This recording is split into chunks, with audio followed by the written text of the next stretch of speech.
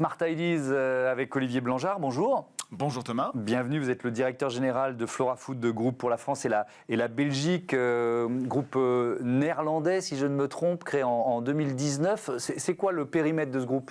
Alors le groupe, c'est un des groupes leaders au monde dans tout ce qui est plant-based, donc industrie à base de plantes. Oui. C'est un groupe qui fait un peu plus de 3 milliards d'euros et on s'affirme vraiment résolument comme le leader de l'alimentation à base de plantes. Donc on est connu notamment pour des marques historique de margarine, mais on est aussi leader du fromage végétal et on a pour ambition de développer le marché dans les années à venir. Et donc là, vous proposez une alternative au beurre, c'est ça ? Alors exactement, avec Flora, donc la marque Flora, on la lance sur le marché français, elle est arrivée l'année dernière chez Carrefour, et en fait Flora est un produit assez rupturiste, c'est une alternative 100% végétale au beurre, et c'est composé de quelques ingrédients très simples, il y en a 6 ou 7, c'est principalement de l'huile végétale, colza, tournesol, coco, et puis il y a également des fèves dedans, et puis derrière des arômes naturels qui donnent le goût au produit, et sur la version salée du sel. C'est assez simple. Oui, c'est assez simple. Et alors moi, je me pose toujours cette question pour les produits qui sont des alternatives à, sur les itérations, le nombre de versions différentes avant d'aboutir au goût, à la texture, à ce que vous recherchiez. Alors, il y a eu énormément de recherche et développement avant. C'est pas un projet qui arrive comme ça. Donc, c'est des années de recherche et développement pour avoir, je dirais, un triptyque qui fait aujourd'hui qu'on est très stable. Le premier, c'est le goût. C'est le plus important. On est sur le marché en plus français. On a un marché où le beurre est très fort. Il nous faut des produits qui sont bons. Et Flora tique le côté goût.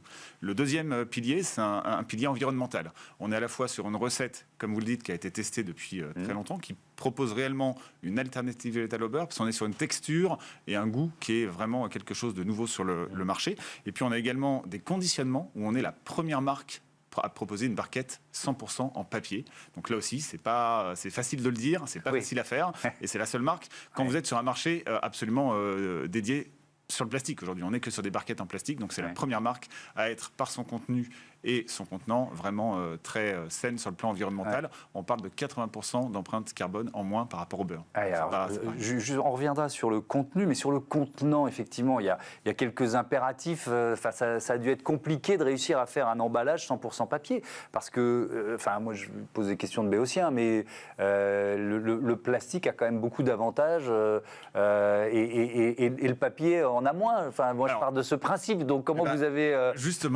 sauté ces obstacles? Alors le papier n'en a pas moins. Aujourd'hui, on a réussi à mettre au point, et c'est en termes d'étanchéité, par exemple. Ce sont des brevets, ce sont des années de recherche et développement pour justement arriver à avoir une étanchéité et un papier qui résiste à la matière grasse, donc qui ne transpire pas sans mettre de film plastique à l'intérieur.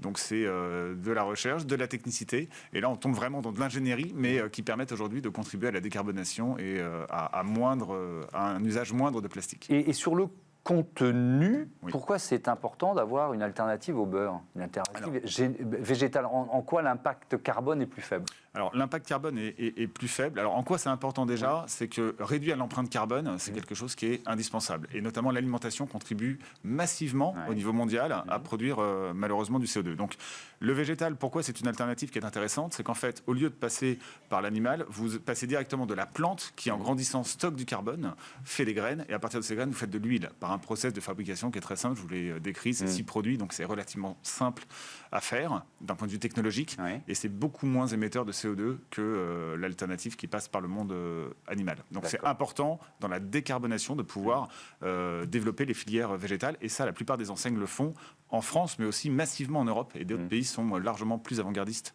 sur les filières végétales. Et ces matières premières, elles coûtent de plus en plus cher. Comment est-ce que ça coûte plus cher de faire un beurre, une alternative au beurre ou du beurre traditionnel?